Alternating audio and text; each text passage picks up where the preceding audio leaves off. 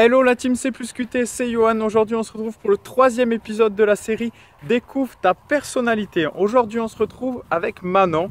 Manon qui a la blessure d'impuissance, c'est-à-dire que dans son passé, elle a vécu des situations où elle a été un petit peu obligée de subir. Un exemple concret, à 5-6 ans, elle avait un gros potentiel tennistique. Du coup elle avait des cours individuels avec un professeur qui lui en avait 50, qui avait vraiment ses schémas, ses convictions et qui imposait un petit peu sa méthode. Et c'était assez brutal. Maintenant, elle était assez sensible émotionnellement et du coup, elle avait du mal à vivre ses entraînements. Et même si c'était efficace sur le plan technique, émotionnellement, c'était toujours très compliqué à vivre. Et maintenant, aujourd'hui, elle a peut-être oublié tout ça. Elle a peut-être repris le tennis, elle a fait sa vie, etc.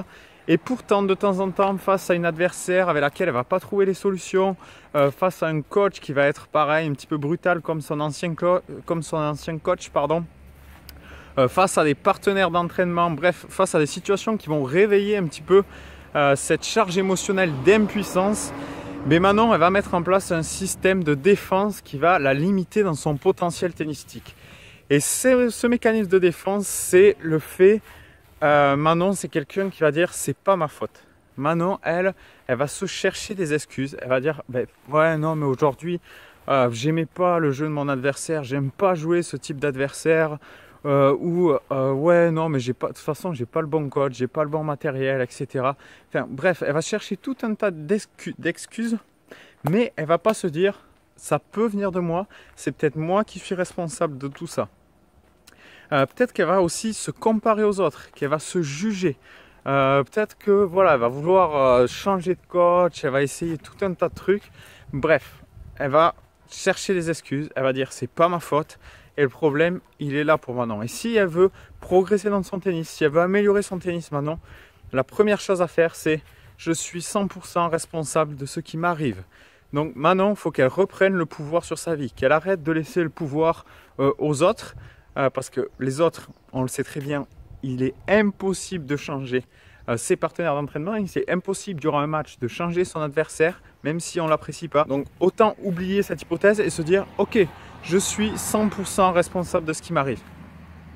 Deuxième chose, c'est arrêter de se juger, arrêter de se comparer aux autres. Sinon, on ne se trouvera jamais assez bien. Donc juste se dire ok, j'observe ce qui se passe en moi, j'arrête de me juger. Et troisième point, c'est travailler sur l'estime de soi. Et l'estime de soi, ça part de l'intérieur. Donc à partir du moment où j'arrête de laisser le pouvoir de décision aux autres et que je reprends mon pouvoir, à partir de là, je peux augmenter l'estime de moi, je peux avoir confiance en moi. Mais tant que je laisse le pouvoir de décision, le pouvoir d'impact sur mon tennis, sur ma vie, aux autres, aux excuses, à l'environnement, etc., rien ne pourra changer dans mon tennis.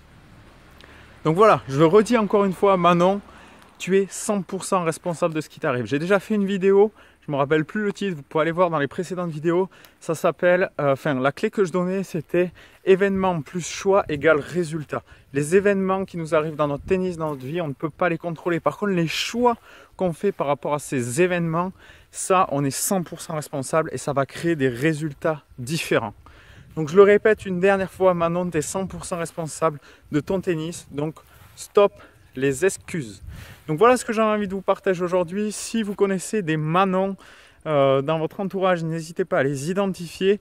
Likez la vidéo, partagez autour de vous. Et nous, on se retrouve demain dans la prochaine vidéo pour la 4e personnalité. Ciao.